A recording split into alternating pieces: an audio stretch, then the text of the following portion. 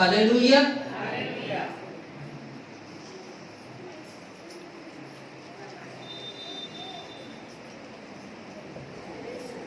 परमेश्वर की उपस्थिति में उसके निकट आनंद की भरपूरी है, इसलिए हमको हमेशा आनंदित रहना है।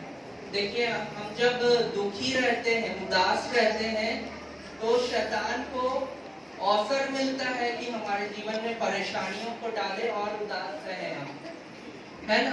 निराशा एक ऐसा हथियार है शैतान के लिए, जो शैतान उसको बहुत बाखूबी से यूज करता है। इसलिए हमको हमेशा आनंदित रहना है, क्योंकि वचन में लिखा है, प्रभु में सदा आनंदित रहो। मैं फिर कहता हूँ, आनंदित रहो। जब हम आनंदित रहते हैं, खुश रहते हैं, हमारा मन आनंदित रहता है, तो शैतान भी कंफ्यूज होता है। जब हम अपने परेशानी में भी आनंदित रहते हैं, परमेश्वर का धन्यवाद देते रहते हैं, आनंदित रहते हैं, तो शैतान भी कंफ्यूज हो जाता है कि ये इतने दुख में रहते हुए भी कैसे ऐसे आनंदित है, कैसे परमेश्वर की महिमा कर रहा है, धन्यवाद दे रहा है। आयुब के जीवन को आप देख सकते हैं, उसके जीवन में कितने सारी विपत्ति आई, फिर भी वो परमेश्वर के लिए ईमानदार बना रहा और परमेश्वर का धन्यवाद करता रहा और आनंदित रहा। उसी प्रकार से आप इस जगह पर परमेश्वर के भवन में हैं, इसलिए सब चीज भूलकर परमेश्वर की ओर, पवित्र आत्मा की ओर अपने मन को लगाइए और परमेश्वर में, प्रभु में आनंदित रहिए। Hallelujah, hallelujah. आइए आज का वचन हम स्टार्ट करेंगे, और आज के वचन में जाने से पहले मैं कुछ चीज रिपीट करूंगा जो पिछले संडे मैंने जो प्रचार किया था, बीते संडे में, लास्ट टाइम, तो कुछ चीज मैं रिपीट करूंगा। और मैंने बताया था, यीशु मसीह के जन्म के बारे में बताया था, और अभी क्रिसमस का टाइम आने वाला है, दिसंबर आने वाला है। बहुत से लोग जो है प्रभु यीशु मसीह का बर्थडे को, जन्मदिन को मनाएंगे, सेलिब्रेट करेंगे। तो 25 दिसंबर को, 25 दिसंबर को प्रभु यीशु मसीह का जब हम जन्मदिन मनाएंगे और सब कोई सेलिब्रेट करेंगे, उसमें शामिल होंगे, उससे पहले हमको प्रभु यीशु मसीह के बारे में कुछ चीजों को जानना बहुत जरूरी है, और सत्य बातों को जानना बहुत जरूरी है, जो बाइबल हमको बताती है, जो बाइबल में लिखा हुआ है। कई सारे लोग, जो मैंने पहले बताया कि यीशु मसीह के जन्म के विषय में, कि उसका जन्म कौन से स्थान में हुआ, इस बारे में बहुत से लोग कंफ्यूज रहते हैं। और इसलिए रहते हैं क्योंकि बहुत से लोग जो है बाइबल को पढ़ते नहीं है। कई लोग बोलते हैं कि यीशु मसीह का जन्म जो है गौशाले में हुआ है, लेकिन हम जब बाइबल के अकॉर्डिंग देखें, बाइबल को पढ़ें, तो हम उस बात को जानते हैं कि प्रभु यीशु मसीह का जन्म गौशाले में नहीं, एक भेड़शाले में हुआ है ना। तो हम कुछ थोड़ा सा और डीपली जाएंगे यीशु मसीह के जन्म के बारे में, क्योंकि अभी क्रिसमस का टाइम आने वाला है। तो हम थोड़ा सा जो सत्य की बात है, जो वचन के द्वारा हमको जो पता चलता है, जो उसमें लिखा हुआ है, उस बात को जानेंगे, है ना। तब हमारे क्रिसमस का सही रीति से मनाने का भी अर्थ है। देखिए, इजराइल का जो राजधानी है, कैपिटल है, इजराइल का जो राजधानी है वो है यरूशलेम, जेरूसलम। और प्रभु यीशु मसीह का जन्म जो हुआ था वो यहूदिया के बैतलहम में हुआ था। बैतलहम जो है एक सिटी है, शहर है।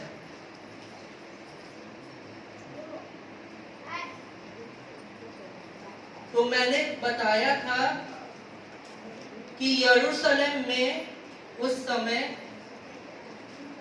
कोई भी गौशाला पाया ही नहीं जाता था। दरअसल बात यह है कि बैतलहम में यरूशलेम का जो यरूशलेम क्या हो गया, इजराइल का राजधानी हो गया, लेकिन बैतलहम में जो मैंने यरूशलेम बोल दिया था वो एक्चुअली बैतलहम है। बैतलहम में उस समय कोई भी एक गौशाला पाया ही नहीं जाता था। जब प्रभु यीशु मसीह का जन्म हुआ उस समय केवल एक ही भेड़शाला था, वो भी परमेश्वर के मंदिर में। और उस भेड़शाला से मैंने बताया था जब फसह का पर्व मनाते थे तो मेमने को लेकर आते थे और उसको बलि करते थे और वो पर्व को मनाया करते थे और अपने घर के चौखट पर वो मेमने का लहू को लगाया करते थे। हम देख लेंगे थोड़ा सा इसको वचन के द्वारा।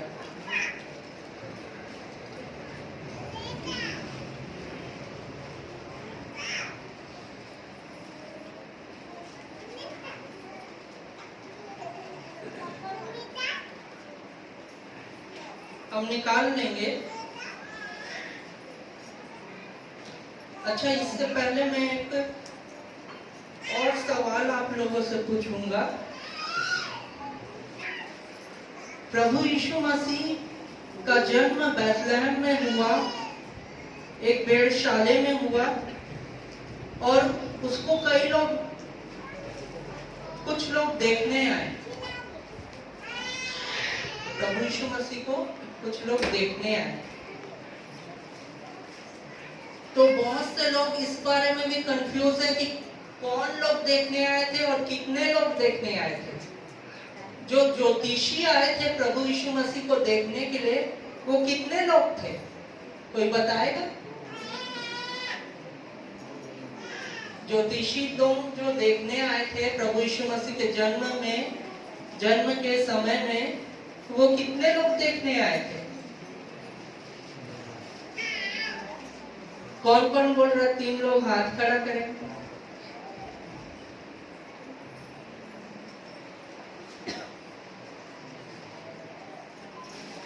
अच्छा, चलिए हम लोग पढ़ लेंगे। हम निकाल लेंगे लूका रचित सुसमाचार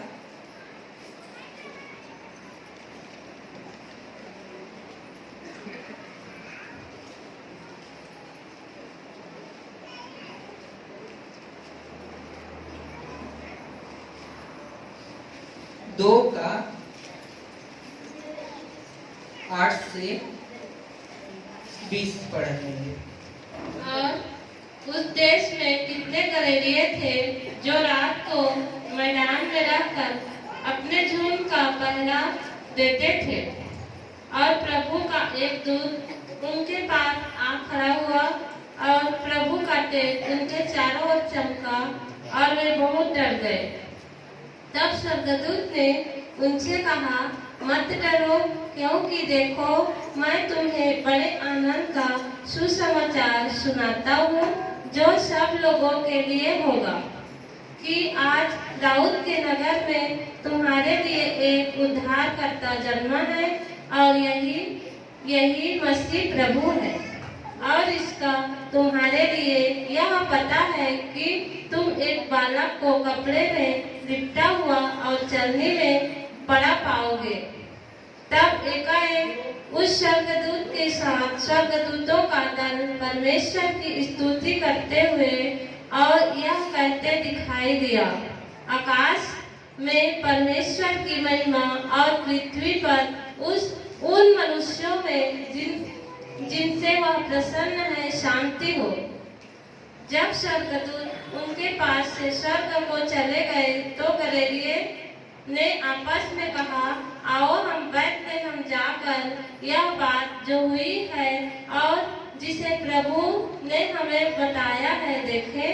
और उन्होंने तुरंत जाकर मरियम और यूसुफ को और चलनी में उस बालक को पड़ा देखा। इन्हें देखकर उन्होंने यह बात जो इस बालक के विषय में उनसे कही गई थी प्रकट की, और सब सुनने वालों ने उन बातों से जो गदरिये ने उनसे कही आश्चर्य किया। परंतु मरियम ये सब बातें अपने मन में रखकर सोचती रही, और गदरिये जैसा उनसे कहा गया था वैसा ही सब सुनकर और देखकर परमेश्वर की महिमा और स्तुति करते हुए लौट गए।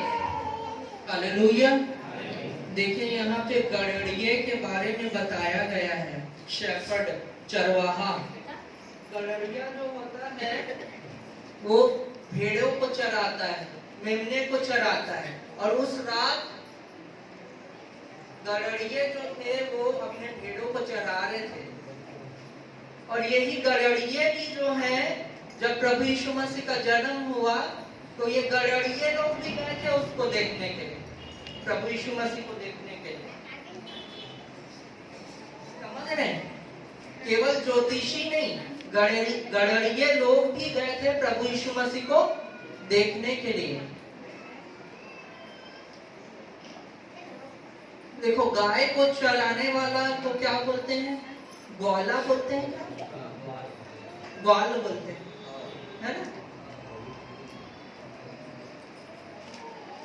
तो जो गड़रिये थे वो भेड़ को चराते हैं।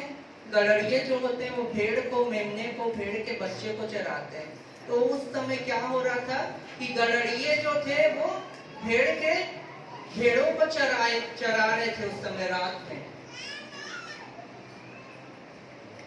देखो, एक गाना बना ऐसा है कि जो क्रिसमस के टाइम में गाते हैं, गौशाला में, कैसा है वो गाना? है ना? गौशाला में जन्मा यीशु प्यारा। और भी कुछ गाना है गौशाला के वर्ड को लेते हैं।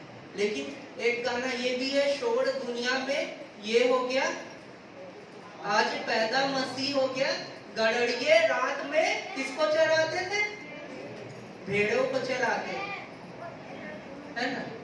बैतलहम के गौशाला में गाना गाते हैं, लेकिन प्रभु यीशु मसीह का जन्म गौशाला में हुआ ही नहीं है।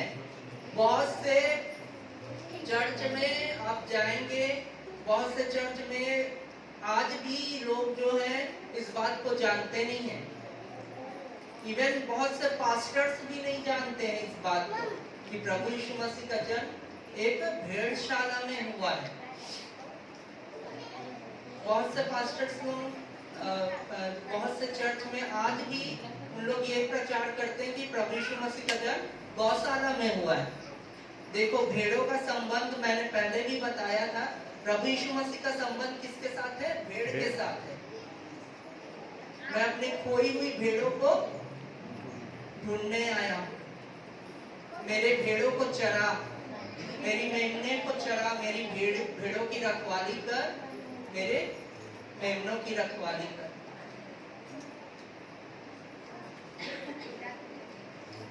अब हम देख लेंगे मत्ती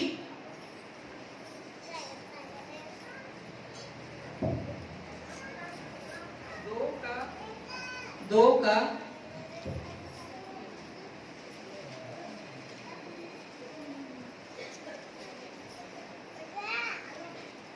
पहला वचन।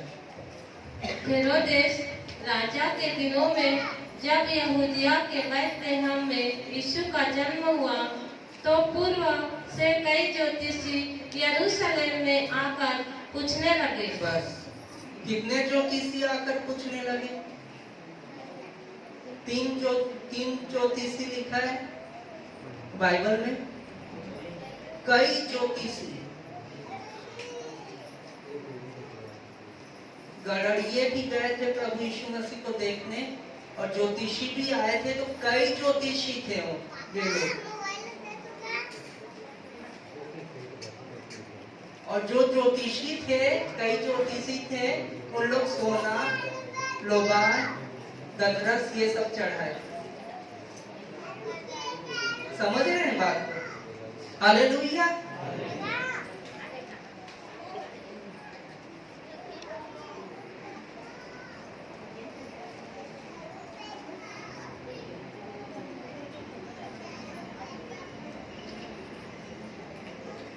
तो ये हम प्रभु यीशु मसीह के बारे में थोड़ा सा मैं बताया कि यीशु मसीह का जो जन्म हुआ था वो एक भेड़शाले में हुआ था। और आप लोग किसी भी प्रकार से डाउट में मत रहिए कि गौशाले में उनका जन्म हुआ था। अब हम देखेंगे कि मैं लास्ट टाइम एक चीज और बताया था कि झूठे भविष्यवक्ता और झूठे मसीह के बारे में भी बताया था। आज का भविष्यवक्ता जो है वो हमारा मार्गदर्शन नहीं कर सकता। पुराने जमाने के जो भविष्यवक्ता थे वे हमारा मार्गदर्शन करते थे।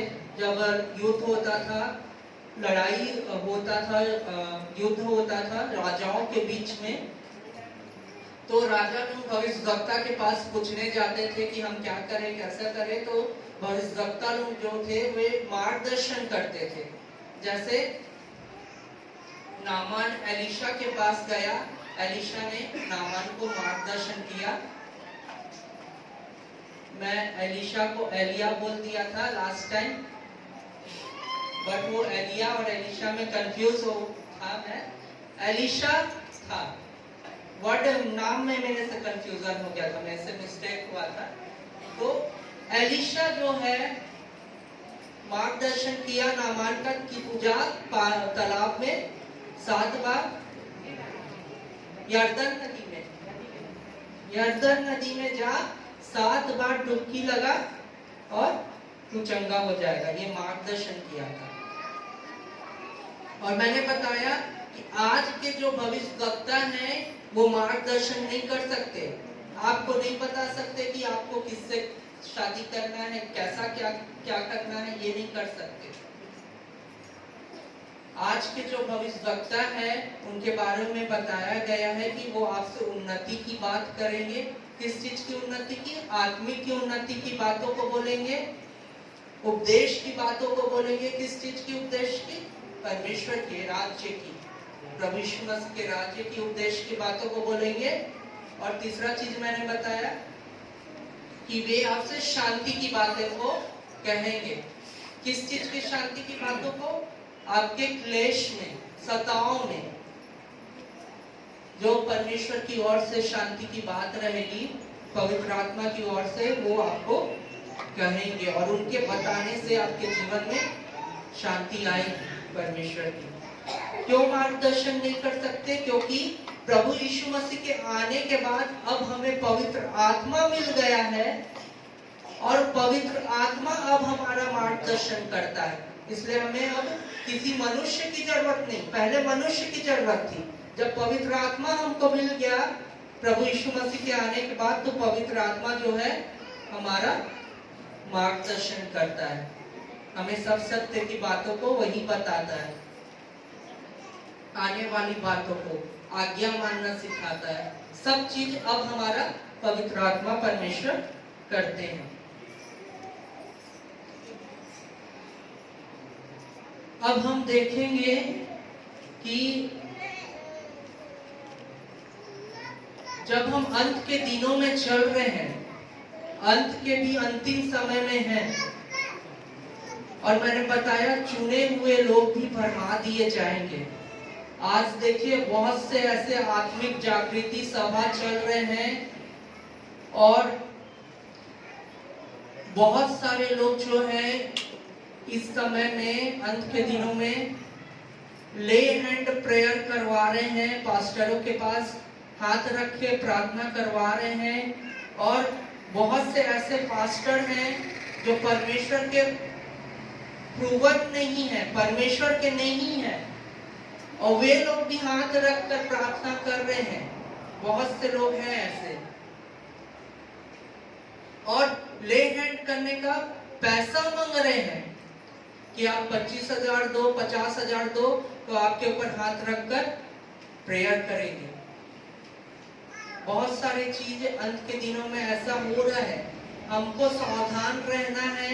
हर एक पास्टर का, हर एक ऐसे जन का जो परमेश्वर का जन है ही नहीं, उसका हाथ हमको अपने ऊपर नहीं रखवाना है। नहीं तो उसके अंदर का पाप, उसके अंदर का श्राप, उसके अंदर का दुष्ट आत्मा आपके में ट्रांसफर हो जाएगा। इस बात को ध्यान से सुनिए।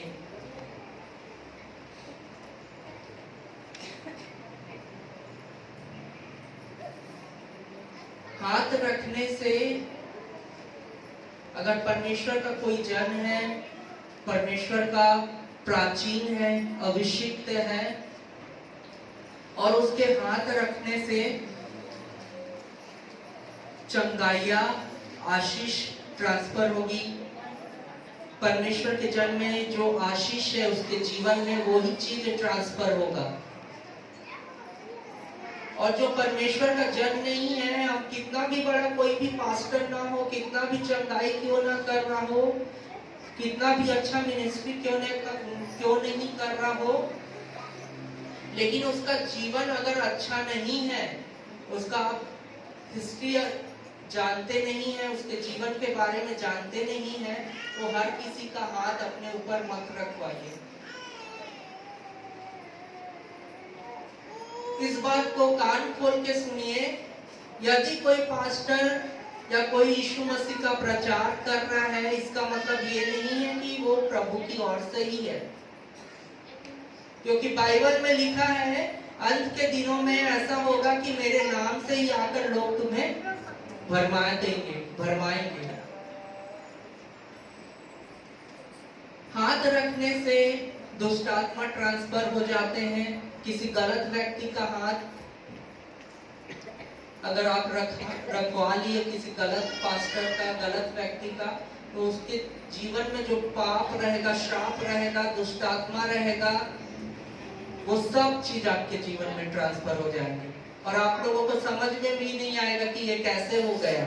हम तो प्रार्थना कराने गए थे और हमारे जीवन में ऐसा प्रॉब्लम कैसे आ गया, समझ में नहीं आएगा ये चीज। लेकिन बाद में जब आप लोग इस बात को ध्यान देंगे, तब याद करेंगे कि हाँ, हमने ये पास्टर से, इससे, फला से अपना सर के ऊपर हाथ रखवाया था। हम पढ़ लेंगे कुछ वचनों को।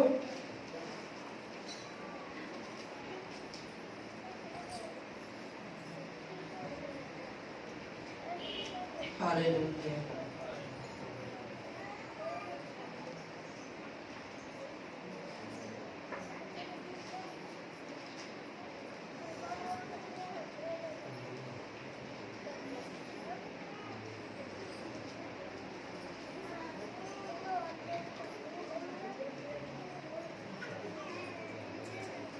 हम पढ़ लेंगे उत्पत्ति 48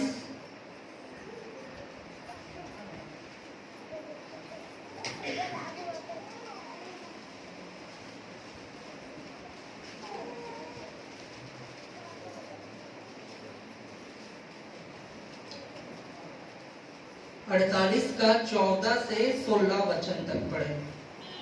तब इस्राएल ने अपना दाहिना हाथ बढ़ाकर एफ्रेम के सिर पर जो छोटा था और अपना बायां हाथ बढ़ाकर मनस्से के सिर पर रख मनस्से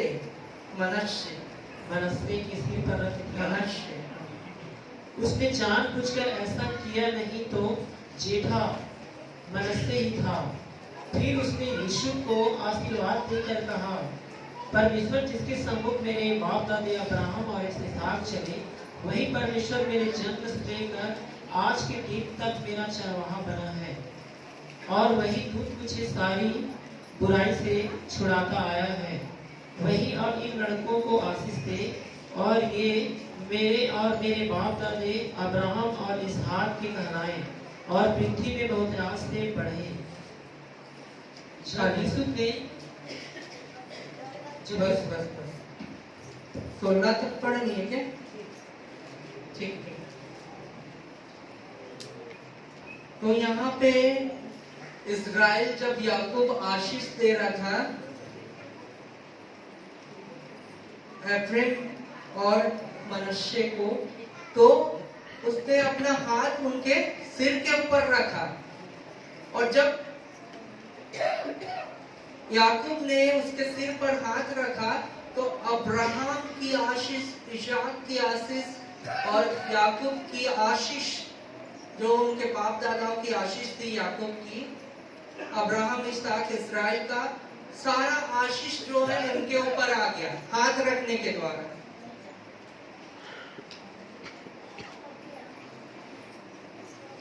हाथ रखने के द्वारा जो है परमेश्वर का, यदि कोई सच्चा सही जन है, सच्चा व्यक्ति है, प्रूवन पर्सन है, प्रूवन है, परमेश्वर की ओर से है, उसके हाथ रखने के द्वारा आपके जीवन में पक्का आशीष आएगा। और हम देख लेंगे व्यवस्था विवरण 34 का 9वां वचन।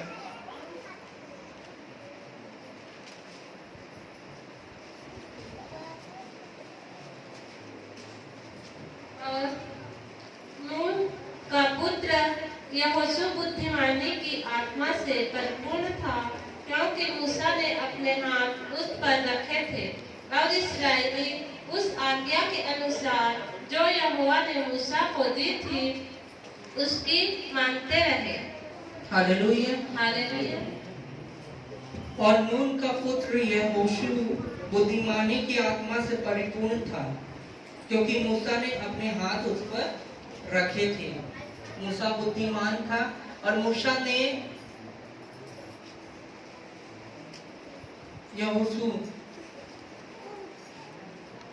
यहोशू के ऊपर हाथ रखा, तो वो भी उस बुद्धिमानी की आत्मा को पाया और उस बुद्धिमानी की आत्मा से परिपूर्ण हो गया हाथ रखने के द्वारा। और हम पढ़ लेंगे प्रेरितों के काम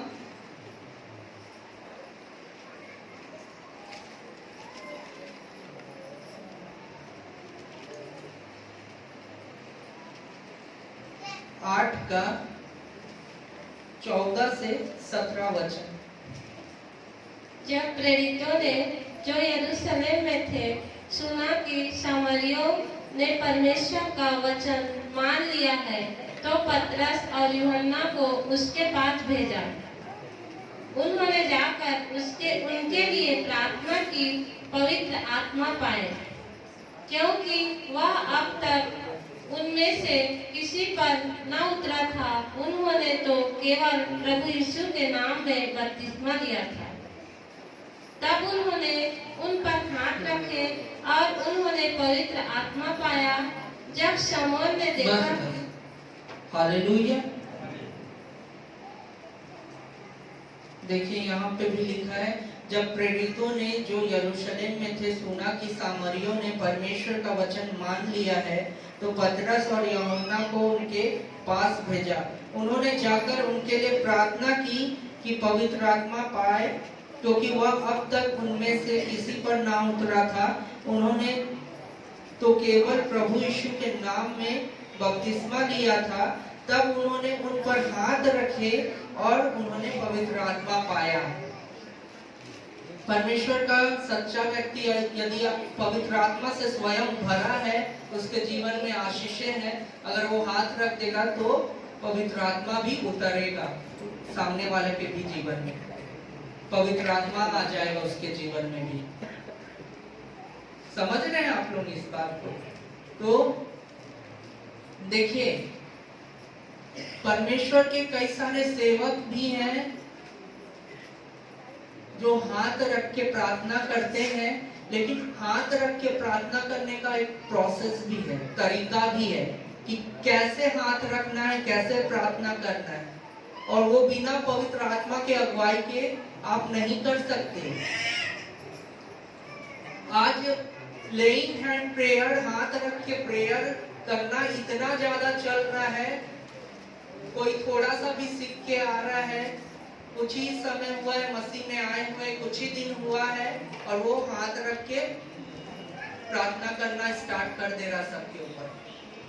वो वचन को ठीक से समझ नहीं रहा है और वचन में जैसा लिखा है वैसा करके समझ रहा है, लेकिन उसके प्रकाशन को समझ नहीं रहा है। वो हाथ रख के प्रार्थना करना चालू कर दे रहा है और बहुत से लोग उसके हाथ रखने के द्वारा जो उसके जीवन में पाप है, श्राप है, उसके द्वारा ग्रस्त हो जा रहे हैं। दुष्ट आत्मा जो उसके जीवन में, उसके हाथ रखने से दूसरों के जीवन में ट्रांसफर हो रहा है। तो ऐसा भी होता है। तो हाथ रखने का जो परमेश्वर के जन होते हैं उन लोग प्राचीन लोग होते हैं। वचन में लिखा है प्राचीन लोग, जब तुम में से कोई बीमार हो प्राचीन लोगों को बुलाए। लेकिन कब हाथ रखेंगे प्राचीन लोग? उसमें ये नहीं लिखा है कि प्राचीन लोग हाथ रख के प्रार्थना करें। उसको अच्छे से एक बार पढ़ेंगे हम लोग। दूसरा तीमुथियुस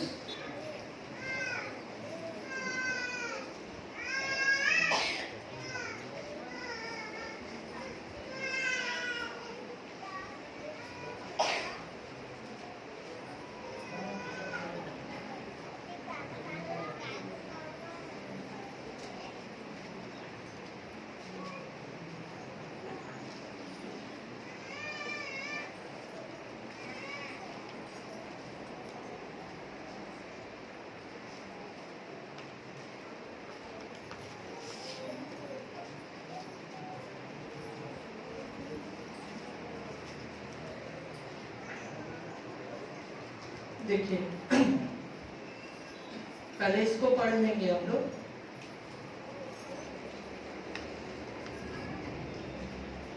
दूसरा तीमुथियुस 1:6। इसी कारण मैं तुझे शुद्धि दिलाता हूँ कि तू परमेश्वर के उस वरदान को जो मेरे हाथ रखने के द्वारा तुझे मिला है प्रज्वलित कर दे। हाँ, इस वचन को हम देखेंगे। इससे पहले मैं बता रहा था कि जब कलीसिया में कोई रोगी है, कोई तुममें से यदि कोई बीमार है, तो वो प्राचीन को बुलाए और प्राचीन उस पर हाथ रखे और प्रार्थना करे। ऐसा नहीं लिखा है, प्राचीन उस पर तेल मले। हाथ रखने का प्रोसेस होता है, एक तरीका होता है, विधि होता है। सबसे पहले जो बीमार है उसके ऊपर तेल मले, फिर जब तेल मलकर प्रार्थना करे। सेकंड क्या है? प्रार्थना करे। और जब पवित्र आत्मा की अगुवाई आए तब वो हाथ को रखे। कई लोग क्या होता है, शुरू से ही हाथ को रख देते हैं और प्रार्थना करना स्टार्ट कर देते हैं। तो ऐसा नहीं करना है। हम देखेंगे अभी जो पढ़े हम दूसरा तीमुथियुस 1:6 एक बार फिर से पढ़ देंगे। इसी कारण मैं तुझे शुद्धि दिलाता हूँ कि तू परमेश्वर के उस वरदान को जो मेरे हाथ रखने के द्वारा तुझे मिला है प्रज्वलित कर दे। हाँ, तो यहाँ पे किसके हाथ रखने के द्वारा किसको वरदान मिला? पौलुस के हाथ रखने के द्वारा किसको वरदान मिला? तीमुथियुस को। और पौलुस क्या बोलता है? इसलिए इस कारण मैं तुझे शुद्धि दिलाता हूँ कि तू परमेश्वर के उस वरदान को जो मेरे हाथ रखने के द्वारा तुझे मिला है प्रज्वलित कर दे। पौलुस के हाथ रखने के द्वारा क्या मिला? वरदान मिला तीमुथियुस को। हम पढ़ लेंगे लय व्यवस्था।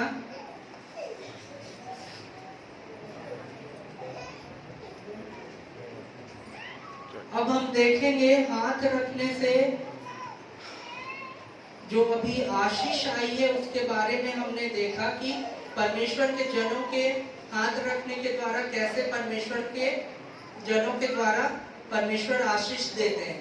लेकिन कई ऐसे लोग हैं जो परमेश्वर के हैं ही नहीं और उनके हाथ रखने के द्वारा क्या क्या चीज आ जाती है जीवन में, इस बारे में देखेंगे। लय व्यवस्था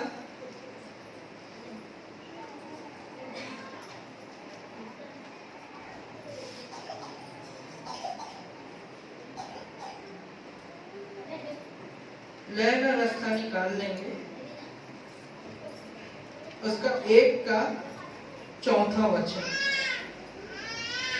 वह अपना हाथ होम बलि पशु के सिर पर रखे और वह उसके लिए प्रायश्चित करने को ग्रहण किया जाएगा। हालेलुया। हालेलुया। जब उस समय पुराने नियम में जब लोग पाप करते थे उनके जीवन में श्राप बंधन चलता था, पाप रहता था, तो उसके लिए होम बलि की विधि बताई थी परमेश्वर ने, और कहा था कि वह अपना हाथ होम बलि पशु के सिर पर रखे और वह उसके लिए प्रायश्चित करने को ग्रहण किया जाएगा। बलि करते थे उस समय, बकरे का बलि करते थे, भेड़ का बलिदान करते थे, बकरे का बलिदान करते थे। तो होम बलि के पशु के ऊपर अपना हाथ जब रखेंगे उन लोग, तो क्या हो जाएगा, तुम्हारा जो पाप है, श्राप है, वो सब किस में ट्रांसफर हो जाएगा, उस बकरे में। उस पर हाथ रखने के द्वारा उस बकरे में जो है पाप श्राप जो है उसके ऊपर ट्रांसफर हो जाएगा। इस प्रकार से तुम पापों की क्षमा को प्राप्त करोगे। इस चीज को परमेश्वर ने बताया था। और हम देख लेंगे लय व्यवस्था 4 का 1 से 4 भी पढ़ लेंगे। फिर यहोवा ने मूसा से कहा, इस्राएलियों से यह कह कि यदि कोई मनुष्य उन कामों में से जिनको यहोवा ने मना किया है, किसी काम को भूल से करके पापी हो जाए, और यदि अभिषिक्त याजक ऐसा पाप करे जिससे प्रजा दोषी ठहरे, तो अपने पाप के कारण वह एक निर्दोष बछड़ा यहोवा को पाप बलि करके चढ़ाए। वह उस बछड़े को मिलाप वाले तंबू के द्वार पर यहोवा के आगे ले जाकर उसके सिर पर हाथ रखे और उस बछड़े को यहोवा के सामने बलि करे। हालेलुया। हालेलुया। यहाँ पे भी लिखा है,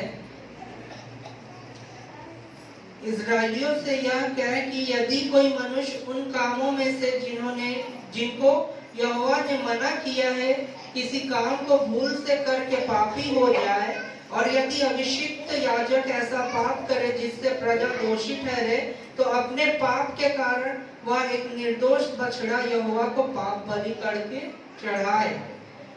वह उस बछड़े को मिलाप वाले तंबू के द्वार पर यहोवा के आगे ले जाकर उसके सिर पर हाथ रखे। उस बकरे के सिर पर, उस बलि पशु के सिर पर हाथ रखे और उस बछड़े को यहोवा के सामने बलि करे। आप लोग समझ रहे हैं?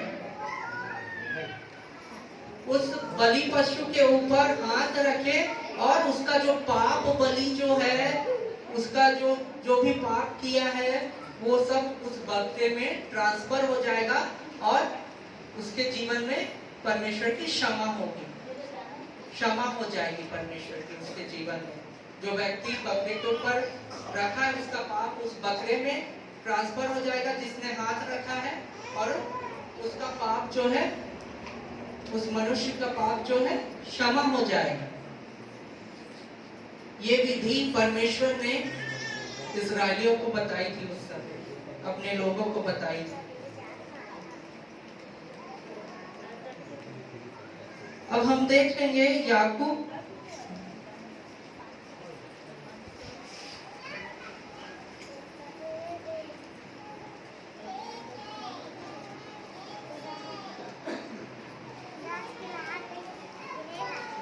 निकाल लेंगे सब 5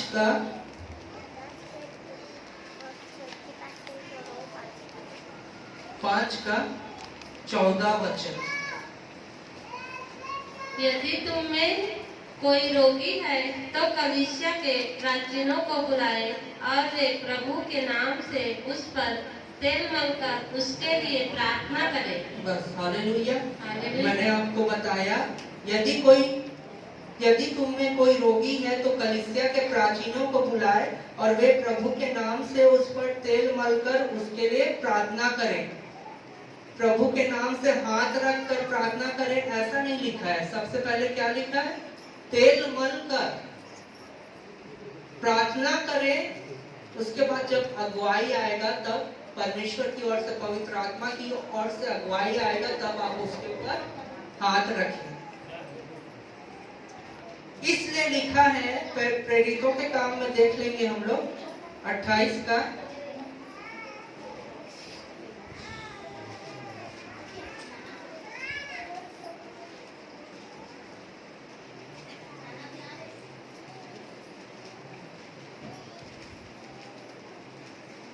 सॉरी, पहला तीमुथियुस को देख लेंगे 5 का।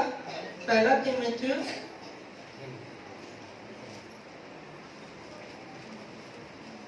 5 का 22।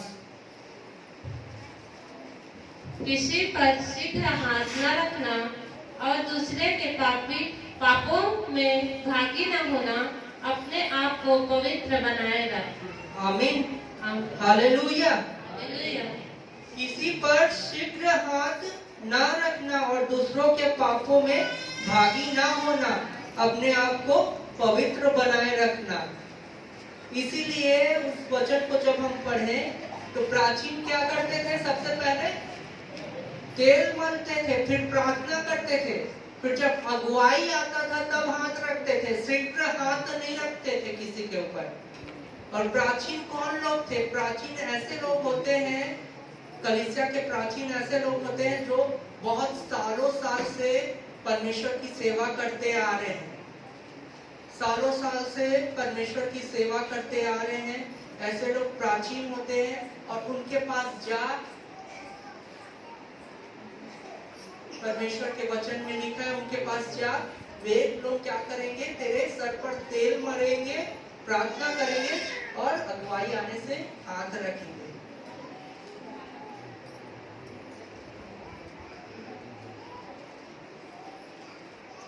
और ये विश्वासियों के लिए भी चिन्ह दिया गया है कि वे बीमारों पर हाथ रखेंगे और वे चंगे हो जाएंगे।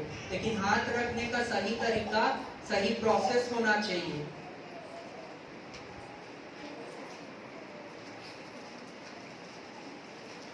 इसीलिए कलीसिया के प्राचीन जो रहते हैं, जो सालों साल से परमेश्वर की सेवकाई करते आ रहे हैं, वे शीघ्र हाथ नहीं रखते। कई लोग जो है लेइंग हैंड कराने का पैसा लेते हैं, 25,000, 30,000, 40,000, 50,000 पैसा लेते हैं, और ये गलत है। और ऐसे लोग जो है वो परमेश्वर के प्रूवन नहीं है, परमेश्वर के लोग नहीं है, जो अपने मिनिस्ट्री के लिए, प्रार्थना करने के लिए, हाथ रखने के लिए पैसा लेते हैं। ये परमेश्वर के जन नहीं है।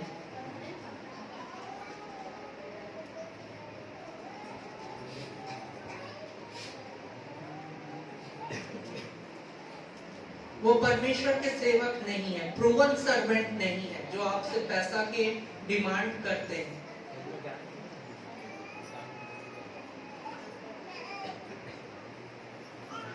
प्राचीन लोग जो है वो परमेश्वर के प्रूवन सर्वेंट हैं, परमेश्वर के सच्चे सर्वेंट हैं, सेवक हैं। और ऐसे ही प्राचीन लोगों से हमको हाथ रखाना है। हर किसी पास्टर पादरी से हमको हाथ नहीं रखवाना है अपने ऊपर।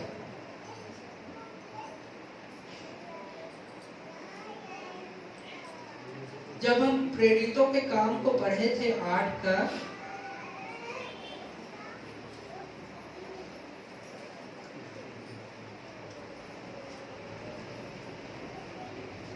पढ़े थे हम 14 और 17, 14 से 17 तक एक बार फिर से पढ़ देंगे। जब प्रेरितों ने यरूशलेम में थे, सुना कि सामरियों ने परमेश्वर का वचन मान लिया है, तो पतरस और यूहन्ना को उनके पास भेजा। उन्होंने जाकर उनके लिए प्रार्थना की कि पवित्र आत्मा पाए, क्योंकि वह अब तक उनमें से किसी पर न उतरा था। उन्होंने केवल प्रभु यीशु के नाम में बपतिस्मा लिया था। तब उन्होंने उन पर हाथ रखे और उन्होंने पवित्र आत्मा पाया। हाथ रखने से पहले क्या किए थे? पतरस और यूहन्ना क्या किए थे? प्रार्थना किए थे। हाथ रखने से पहले प्रार्थना करना बहुत जरूरी है। और जब परमेश्वर की अगुवाई आती, पवित्र आत्मा की अगुवाई आती है, तब हाथ रखा जाता है। इसलिए बहुत सारे ऐसे पास्टर हैं, प्रचारक हैं, जो हाथ रखते हैं और तुरंत प्रार्थना करना चालू कर देते हैं हाथ रखने के बाद। तो ऐसा सही नहीं है। बाइबल में प्रोसेस बताया गया है कि सबसे पहले यदि कोई बीमार है तो उसके लिए उसके सर पर तेल मले, प्रार्थना करे, उसके बाद अगुवाई होने से हाथ रखे।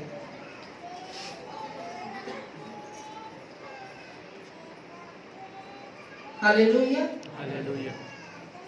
शीघ्र किसी पर हाथ नहीं रखना। और आज के पास्टर्स प्रॉफिट क्या करते हैं? सबसे पहले हाथ रखते हैं, शीघ्र हाथ रखते हैं, उसके बाद प्रार्थना करते हैं।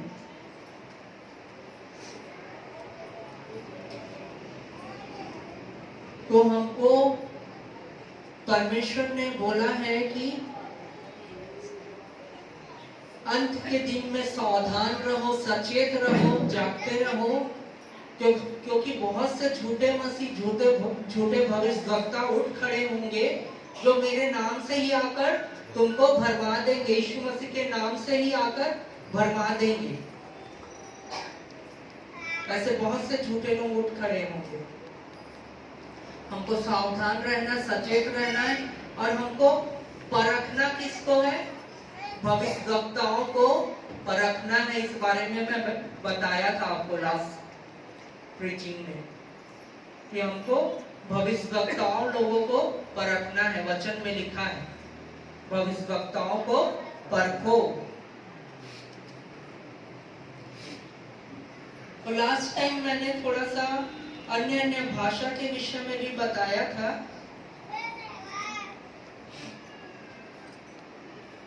अन्य भाषा के विषय में देखिए, मैं खुद भी इस बात को देखा हूं।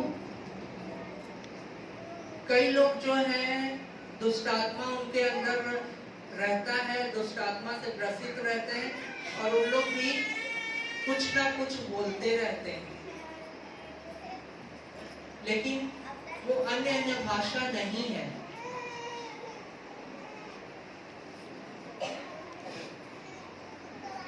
क्योंकि परमेश्वर की आत्मा का जो वरदान है वो आज भी ऑपरेट होता है, वो कहीं गायब नहीं हुआ है, आज भी वो पूरे फंक्शन में है, ऑपरेट होता है। पवित्र आत्मा परमेश्वर जो है प्रभु यीशु मसीह पे जब उतरे थे तो वो पूरे पवित्र आत्मा से परिपूर्ण है करके कबूतर जो उतरा था उनके 9 वरदान और 9 फलों के साथ उतरा था पवित्र आत्मा परमेश्वर। तो आज भी वो ऑपरेट होता है। और मैंने जो बताया कि बहुत से लोग जो है बोलते रहते हैं, पेंटिकॉस्टल कलीसिया में भी बोलते रहते हैं, अन्य भाषा बोलते रहते हैं और उन्हीं में से दुष्ट आत्मा भी निकलती है। एग्जॉर्सिज्म करने में दुष्ट आत्माएं निकलती है उनके अंदर से। तो हर कोई अन्य भाषा बोल रहा है वो पवित्र आत्मा की ओर से ऐसा नहीं है, लेकिन बहुत से ऐसे लोग हैं जो परमेश्वर के जन हैं जो अन्य भाषा को बोलते हैं, पवित्र आत्मा के वरदान को बोलते हैं। और मैंने आपको बताया कि ये जो अन्य भाषा का ऑपरेट कैसे होता है, किस प्रकार से होता है, 3 प्रकार से होता है। इस चीज को मैंने आप लोगों से बताया था। सबसे पहला, ये जब पेंटेकोस्ट के दिन में जब उतरा था और चेलों के ऊपर जब पवित्र आत्मा आया, आग सी फटती हुई जीभ दिखाई दी, तो वो सब जो है अन्य भाषा बोलने लगे। और ये किस प्रकार से ऑपरेट हुआ था? सबसे पहला कि जैसे यहाँ पे जितने लोग बैठे हैं, कोई उड़िया है, कोई बंगाली है, कोई छत्तीसगढ़ी है, कोई कनाडा का है, कोई ईरान का है, कोई यहूदी है, कोई बांग्लादेश का है, कोई ऑस्ट्रेलिया का है, यहाँ पे कोई बैठे हैं। सबको अपना अपना भाषा पता है। तो मैं हिंदी जानता हूँ, मैं हिंदी में बोल रहा हूँ, लेकिन सबको क्या सुनाई देगा? अपने अपने भाषा में। मैं जो बोल रहा हूँ मैं अपने हिंदी में बोल रहा हूँ, लेकिन सबको क्या सुनाई देगा कि वो मेरे भाषा में बोल रहा है। लेकिन सब अलग अलग लोग बैठे हैं, उन लोगों को क्या लगेगा कि मेरे ही भाषा में बोल रहे हैं, लेकिन सब अलग अलग जगह से हो रहे हैं। ये पहला प्रकार से ऑपरेट होता है। दूसरा प्रकार से कैसे ऑपरेट होता है? यदि कोई व्यक्ति सिर्फ हिंदी लैंग्वेज को जानता है, हिंदी ही बोलता है, और उस व्यक्ति को परमेश्वर की ओर से, पवित्र आत्मा की ओर से कोई दूसरा लैंग्वेज आ जाए, जैसे वो इटालियन बोलने लगा, बिना सीखे बिना पढ़े वो इटालियन पूरी तरह से बोलने लगा, तो वो सेकंड तरीके से ऑपरेट होता है। समझ रहे? और तीसरा कैसे ऑपरेट होता है? पौलुस बोलता है, यदि मैं मनुष्यों और स्वर्गदूतों की बोलियां बोलूं और प्रेम ना रखूं तो ठनठनाता हुआ पीतल और झंझनाती हुई झाल हूं। तो पौलुस जो है वो स्वर्गदूतों की भी बोलियां बोलता है, इसलिए बोला कि मैं मनुष्यों की बोलियां भी बोलूं। यदि मैं मनुष्यों की बोलियां बोलूं या स्वर्गदूतों की बोलियां बोलूं और प्रेम ना रखूं तो मैं ऐसा हूं करके बोलता है। मतलब स्वर्गदूतों की भी बोलियां बोली जाती है, ये भी स्वर्गीय भाषा है। ये तीन प्रकार से ऑपरेट होता है।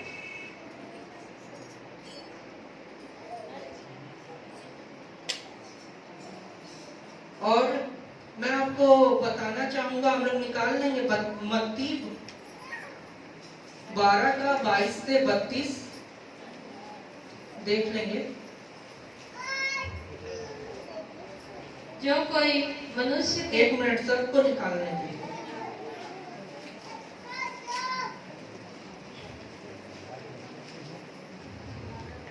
जो कोई मनुष्य के पुत्र के विरोध में कोई बात कहेगा उसका यह अपराध क्षमा किया जाएगा, परंतु जो कोई पवित्र आत्मा के विरोध में कुछ कहेगा मत्ती 12 का 22 से 32। तब लोग एक अंधे गूंगे को जिसमें दुष्ट आत्मा थी उसके पास लाए और उसने उसे अच्छा किया और वह बोलने और देखने लगा। इस पर सब लोग चकित होकर कहने लगे, यह क्या दाऊद की संतान है? परंतु धनुष्य ने यह सुनकर कहा, यह तो दुष्ट आत्माओं के सरदार बालजबूल की सहायता के बिना दुष्ट आत्माओं को नहीं निकालता। उसने उनके मन की बात जानकर उनसे कहा, जिस किसी राज्य में फूट होती है वह उजड़ जाता है, और कोई नगर या घराना जिसमें फूट होती है बना न रहेगा। और यदि शैतान ही शैतान को निकाले तो वह अपना ही विरोधी हो गया है, फिर उसका राज्य कैसे बने रहेगा? भला यदि मैं शैतान की सहायता से दुष्ट आत्माओं को निकालता हूँ तो तुम्हारे वंश किसकी सहायता से निकालते हैं? इसलिए वे ही तुम्हारा न्याय करेंगे। पर यदि मैं परमेश्वर की आत्मा की सहायता से दुष्ट आत्माओं को निकालता हूँ तो परमेश्वर का राज्य तुम्हारे पास आ पहुंचा है। या कैसे कोई मनुष्य किसी बलवंत के घर में घुसकर उसका माल लूट सकता है, जब तक पहले वह उस बलवंत को ना बांध ले, तब वह उसका घर लूट लेगा। जो मेरे साथ नहीं वह मेरे विरोध में है, और जो मेरे साथ नहीं बटोरता वह बखेरता है। इसलिए मैं तुमसे कहता, बिखेरता है। हाँ पढ़िए। इसलिए मैं तुमसे कहता हूँ कि मनुष्य का सब प्रकार का पाप और निंदा क्षमा की जाएगी, परंतु पवित्र आत्मा की निंदा क्षमा न की जाएगी। जो कोई मनुष्य के पुत्र के विरोध में कोई बात कहेगा उसका यह अपराध क्षमा किया जाएगा, परंतु जो कोई पवित्र आत्मा के विरोध में कुछ कहेगा उसका अपराध न तो इस लोक में और न परलोक में क्षमा किया जाएगा। यहाँ पे वचन में बताया गया है कि यीशु मसीह जो है वो दुष्ट आत्माओं को निकालते हैं, दुष्ट आत्माओं को निकालते हैं। तो शास्त्रीय फरीसी जो लोग रहते हैं वो क्या बोलते हैं यीशु मसीह को? वो बोलते हैं, परंतु फरीसी ने यह सुनकर कहा, यह तो दुष्ट आत्माओं के सरदार बालजबूल की सहायता के बिना दुष्ट आत्मा को नहीं निकालता। उसने उनके मन की बात जानकर उनसे कहा, जिस किसी राज्य में फूट होती है वह उजड़ जाता है, और कोई नगर या घराना जिसमें फूट होती है बना ना रहेगा। यदि शैतान ही शैतान को निकाले तो वह आप ही विरोधी हो गया, फिर उसका राज्य कैसा बना रहेगा। यहाँ पे जब प्रभु यीशु मसीह दुष्ट आत्माओं को निकालते हैं तो शास्त्री फरीसी लोग क्या बोलते हैं कि ये जो है दुष्ट आत्माओं की सहायता से ऐसा एग्जॉर्सिज्म निकाल रहा है, और उन लोग क्या बोलते थे कि इसमें दुष्ट आत्मा है, यीशु मसीह के में दुष्ट आत्मा है करके बोलते थे।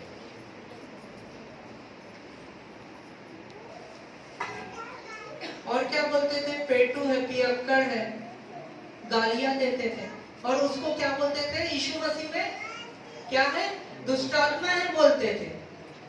और यहाँ पे क्या बोल रहे हैं, जब एक जगह यीशु मसीह दुष्ट आत्माओं को निकाल रहे हैं तो क्या बोल रहे हैं कि ये दुष्ट आत्मा की सहायता से, बालजबूल, दुष्ट आत्मा के सरदार की सहायता से, बालजबूल की सहायता के बिना दुष्ट आत्माओं को नहीं निकालता, उसकी सहायता से निकाल रहा है बोलते हैं। लेकिन यीशु मसीह उनको क्या बोलता है, भला यदि मैं शैतान की सहायता से दुष्ट आत्माओं को निकालता हूं तो तुम्हारे वंश किसकी सहायता से निकालते हैं, इसलिए वे ही तुम्हारा न्याय करेंगे। पर यदि मैं परमेश्वर की आत्मा की सहायता से दुष्ट आत्माओं को निकालता हूं तो परमेश्वर का राज्य तुम्हारे पास आ पहुंचा है।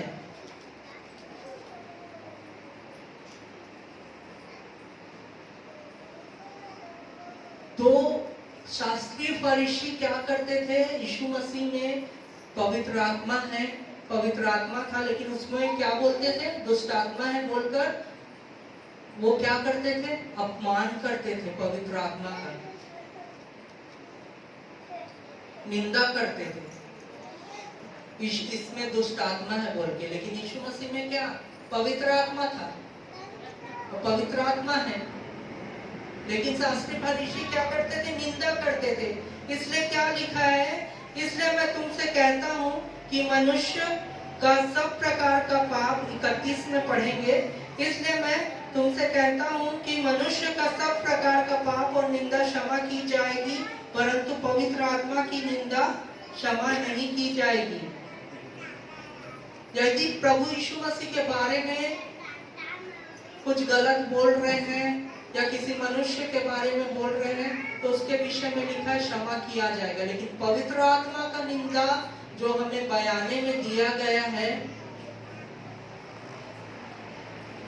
वो क्षमा नहीं की जाएगी। उसका अपमान यदि कोई व्यक्ति करता है, पवित्र आत्मा या उसके वरदानों का अपमान कोई व्यक्ति करता है, उस विषय में लिखा है यहाँ पे।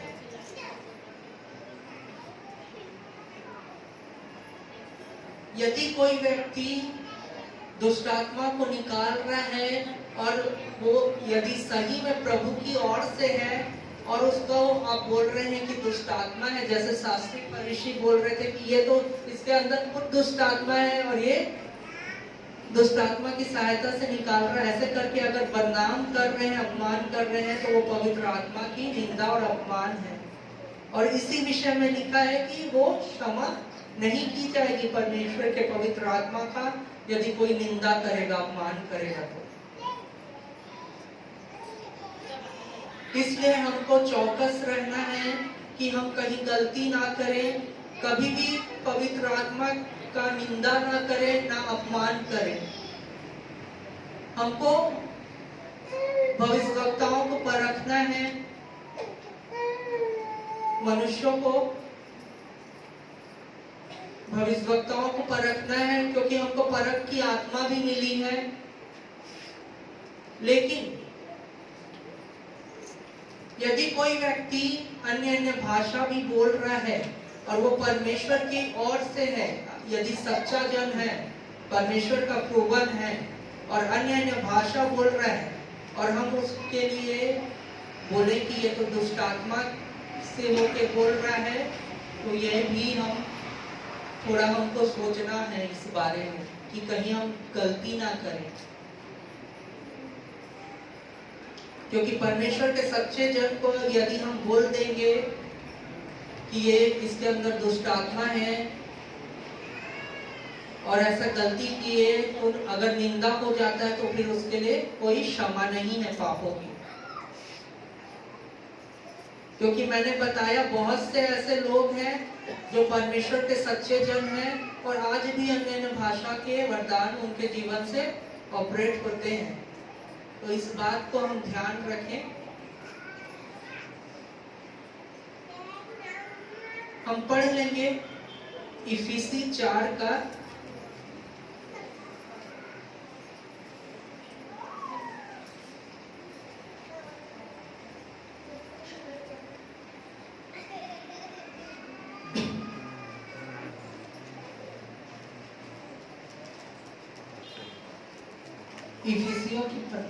इफिसी 4 का 30 को पढ़ने।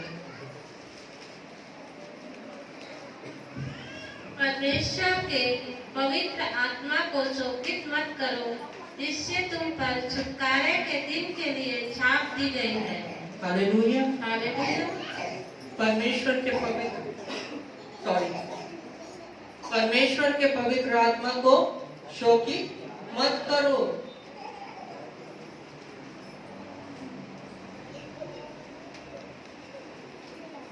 जिससे तुम पर छुटकारे के दिन के लिए छाप दी गई है। हमको परमेश्वर के पवित्र आत्मा को शोकित नहीं करना है। हमको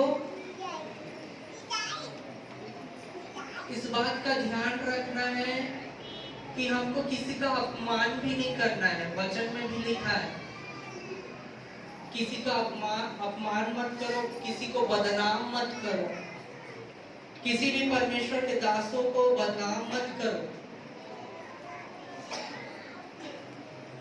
क्योंकि परमेश्वर के जन को जो छूता है, परमेश्वर के दासों को जो छूता है, वो परमेश्वर की आंख के पुतली को छूता है। और परमेश्वर के आंख के पुतली को छूना क्या ही भयानक बात है, बहुत बड़ी भयानक बात है। इसलिए परमेश्वर के वचन में लिखा है जो परमेश्वर के दास को पोषेगा उसे परमेश्वर शापित करेगा। ये अब्राहम को परमेश्वर ने बोला था, जो तुझे पोषेगा उसे मैं शापित करूंगा। इसलिए कभी भी परमेश्वर के दास को हमको ना तो पोषना है ना उनको बदनाम करना है। सब कोई, हर एक प्रत्येक मनुष्य अपना अपना लेखा खुद देगा। यदि सामने वाला गलत है तो वो स्वयं अपना लेखा देगा। हमको खुद अलर्ट रहना है, सावधान रहना है, अपने लोगों को अलर्ट करना है, लेकिन वचन के अनुसार से। जैसे मैंने बताया कि बहुत से लोग जो है हाथ रख के प्रेयर करते हैं, पैसा लेते हैं, ये सब गलत है। पैसा ले लेकर 25,000, 30,000, 50,000 प्रार्थना करने का पैसा ले रहे हैं, ये सब गलत है।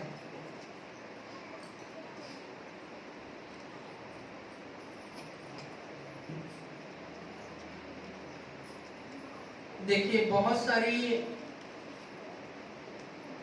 सारे ऐसे लोग हैं जो कलीसिया में भी पाए जाते हैं। हर कलीसिया में ऐसे लोग रहते हैं जो परमेश्वर के सत्य वचन का भी विरोध करते हैं। मसीह विरोधी की आत्मा उनके जीवन में काम करती है, कलीसिया को तोड़ते हैं, भड़काते हैं, भरमाते हैं, अपने पास्टर का बदनामी करते हैं। तो ऐसा करते जो है उनके जीवन में मसीह विरोधी की आत्मा काम करती है।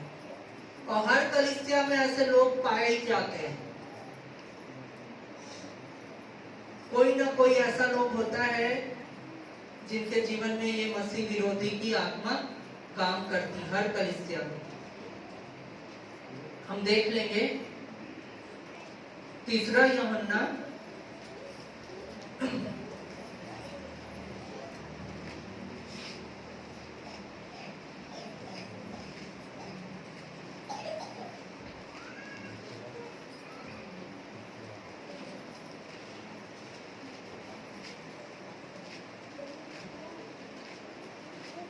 1 का 9 से पढ़ेंगे हम 9 से 9 और 10 को 12 तक पढ़ेंगे। मैंने कलीसिया को कुछ लिखा था, पर दियोत्रिफेस जो उनमें बड़ा बनना चाहता है हमें ग्रहण नहीं करता। इसलिए जब मैं आऊँगा तो उसके कामों की जो वह कर रहा है सुधि दिलाऊंगा कि वह हमारे विषय में बुरी बुरी बातें बकता है और इस पर भी संतोष न करके आप ही भाइयों को ग्रहण नहीं करता और उन्हें जो ग्रहण करना चाहते हैं मना करता है और कलीसिया से निकाल देता है। देखिए, ये दियोत्रिफेस की एक आत्मा है, जैसे इजाबेल की आत्मा होती है, वैसी ये दियोत्रिफेस की आत्मा है जो कलीसिया को तोड़ने का काम करता है। और ये मसीह विरोधी की आत्मा है जो क्या करता है, अपने आप को बड़ा बनाना चाहता है, बड़ा बनना चाहता है और परमेश्वर के लोगों को सत्य के वचन को सत्य को ग्रहण नहीं करता। मसीह विरोधी की जो आत्मा जिसके जीवन में काम करती है वो सत्य के वचन को ग्रहण नहीं करता, वो सत्य के वचन का विरोध करता है। दियोत्रिफेस की आत्मा अपने आप को बड़ा बनाना चाहता है, इसलिए जब मैं आऊंगा तो उसके कामों की जो वह कर रहा है सुधि दिलाऊंगा कि वह हमारे विषय में बुरी बुरी बातें बकता है। ये स्पिरिट जिस कलीसिया में जिसके ऊपर काम करती है वो कलीसिया को तोड़ता है, कलीसिया के पास्टर के विषय में बुरी बुरी बातें बकता है, बुरी बुरी बातें फैलाता है, बदनाम करता है और क्या करता है, और इस पर भी संतोष न करके आप ही भाइयों को ग्रहण नहीं करता और उन्हें जो ग्रहण करना चाहते हैं मना करता है और कलीसिया से निकाल देता है। और जो कलीसिया में आना चाहते हैं और कलीसिया में रहना चाहते हैं, कलीसिया में बैठना चाहते हैं, उनको भी वो भरमाता है, बहकाता है, मना करता है और आने नहीं देता। ये दियोत्रिफेस की आत्मा है जो हर एक कलीसिया में काम करता है और ये मसीह विरोधी की आत्मा है।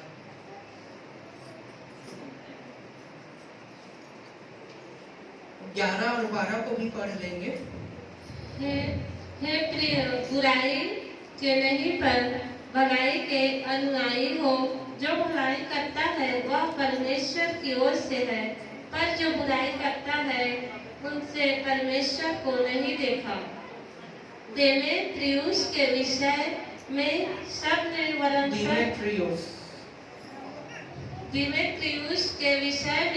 निर्वरन सत्य ने भी आप ही गवाही दी और हम भी गवाही देते हैं और तू जानता है कि हमारी गवाही सच्ची है।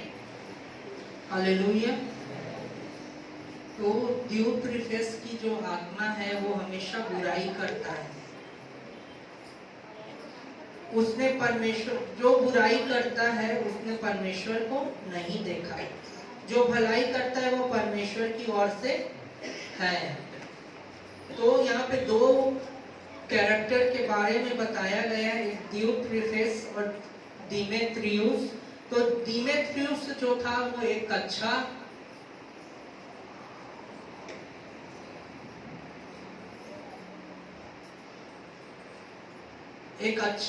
व्यक्ति था जो मसीहों की सहायता करता था उस समय में और सत्य का पालन करता था, सत्य के वचन का।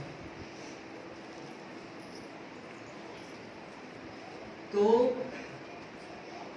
इस बात को जानिए, यदि यहाँ पे है ऐसे बहुत जिनके जीवन में ऐसा ड्यूट्रिफेस का आत्मा काम करता है, जो अपने ही कलीसिया के बारे में बुराई करते हैं, पास्टर की बुराई करते हैं, बदनाम करते हैं,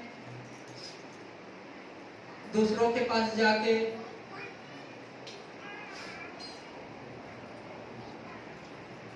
ऐसे बहुत से लोग हर कलीसिया में रहते हैं। कोई ना कोई मिल ही जाएगा, एक दो जन हर कलीसिया में। तो हमको अलर्ट रहना है अपने जीवन में, और अपने जीवन को जांचना है कि हमको भलाई ही करना है, किसी के लिए बुराई नहीं करना है, किसी को बदनाम नहीं करना है। इस बात को हमको अपने जीवन से जानना है, क्योंकि परमेश्वर जो है वो भलाई का परमेश्वर है, और पवित्र आत्मा के वरदान में भलाई का वरदान है, फल है, पवित्र आत्मा के फल में भलाई का फल है जो हमें मिला है। इसलिए अपने जीवन को जांचें हम, और कुछ कुछ चेतावनियां मैंने आपको बताई है कि किससे हमको हाथ रखाना चाहिए। कलीसिया के प्राचीन से, जो बहुत सालों से परमेश्वर की सेवकाई करते आ रहे हैं, और परमेश्वर के प्रूवन जन है, जो परमेश्वर के सच्चे जन है, यदि वे हाथ रखते हैं तो उनके जीवन की आशीष, जो उनके जीवन में परमेश्वर की आशीष है, पवित्र आत्मा है, वो सब चीज आपके ऊपर ट्रांसफर हो जाएगा परमेश्वर के जन के हाथ रखने से। और किसी गलत व्यक्ति के हाथ रखने से, किसी गलत पास्टर के, किसी गलत प्रचारक के हाथ रखने से दुष्ट आत्मा भी ट्रांसफर हो जाता है। श्राप, पाप जो उसके जीवन में, उस पास्टर के जीवन में है, वो चीज ट्रांसफर हो जाएगा। इसलिए हमको सावधान रहना है, और हमको पश्चाताप करना है। यदि किसी ने परमेश्वर के दासों का बदनामी किया है,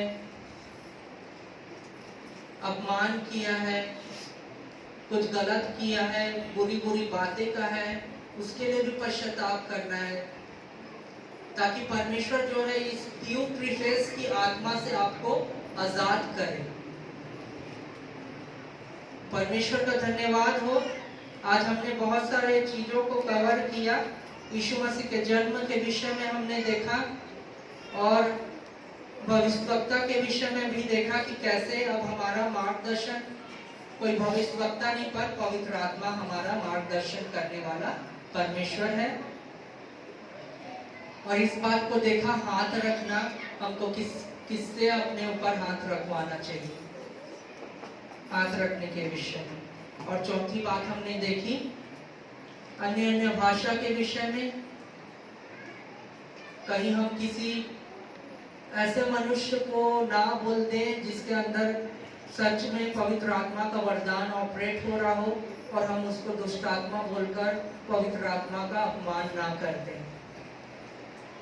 और पांचवी बात हमने देखी कि मसीह विरोधी की आत्मा जो है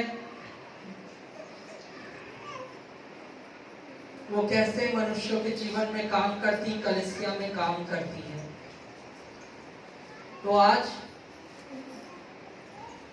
एक बार फिर से परमेश्वर ने हमको मौका दिया है कि हम हमारे जीवन से जितने भी अपराध हुए हैं, पाप हुए हैं, गुनाह हुए हैं, उन हर एक पापों के लिए हम हमारे जीवन से क्षमा मांग लें,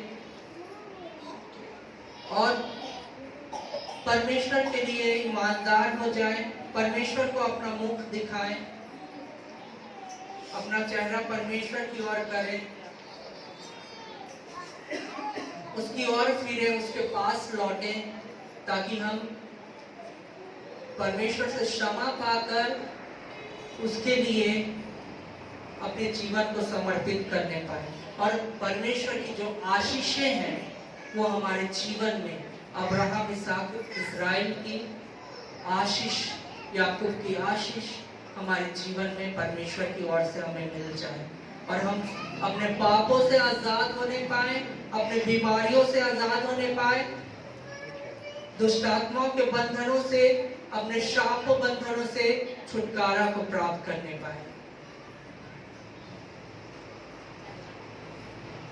हम परमेश्वर का धन्यवाद देते हैं